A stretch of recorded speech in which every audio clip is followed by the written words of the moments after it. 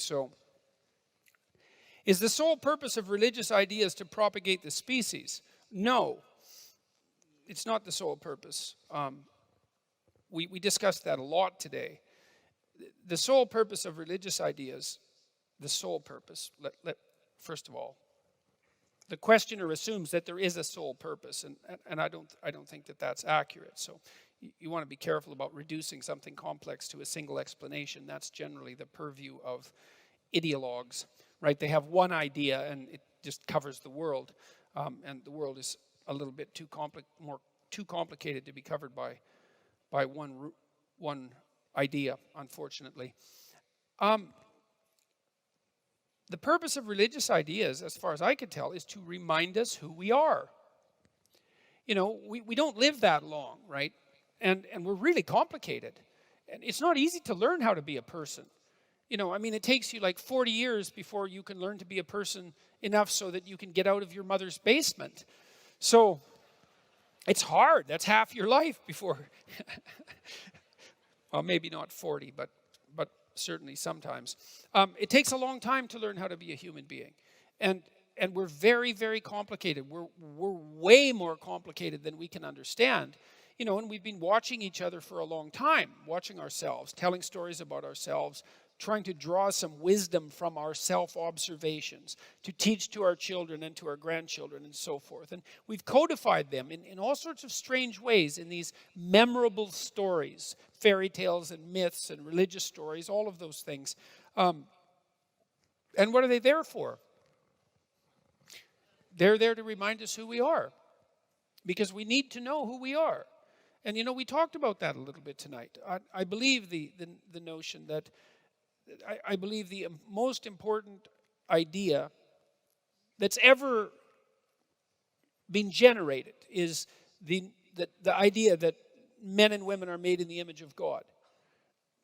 I think that a culture that isn't predicated on that belief, knowingly or unknowingly, and better, knowingly, is doomed to absolute catastrophe.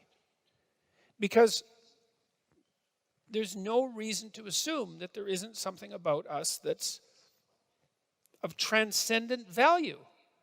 I mean, if for no other reason than the fact of our consciousness, you know, like here we are, we're aware of what there is.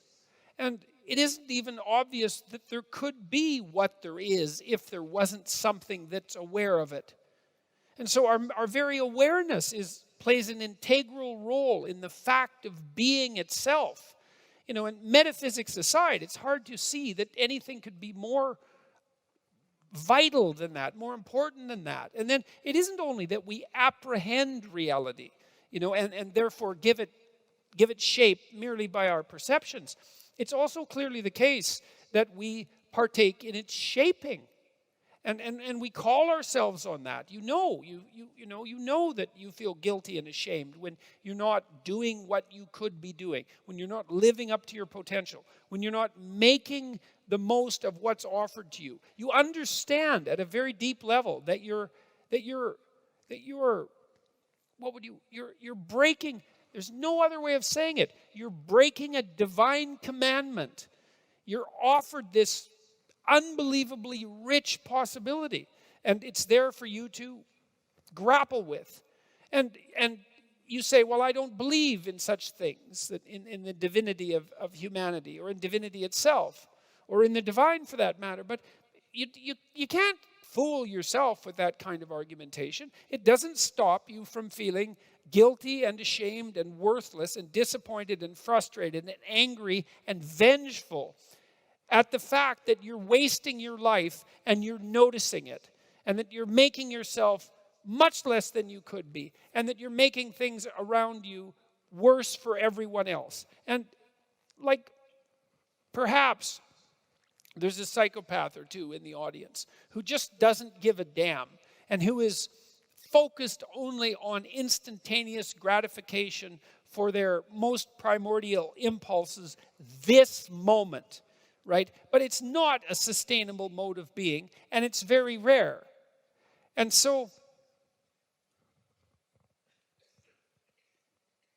the purpose of religious ideas is to wake us up. It's to remind us who we are, right?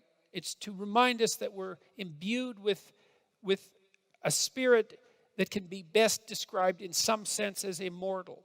It's the spirit that allows all of us to be conscious, that we all participate in simultaneously, that gives rise to the world and shapes it.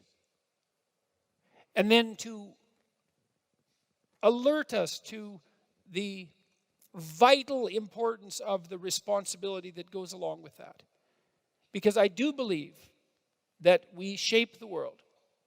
We move it towards heaven, or we move it towards hell. And we do that with every conscious decision we make. And it moves in the direction that we determine. And so that's what religious stories are there to remind us of.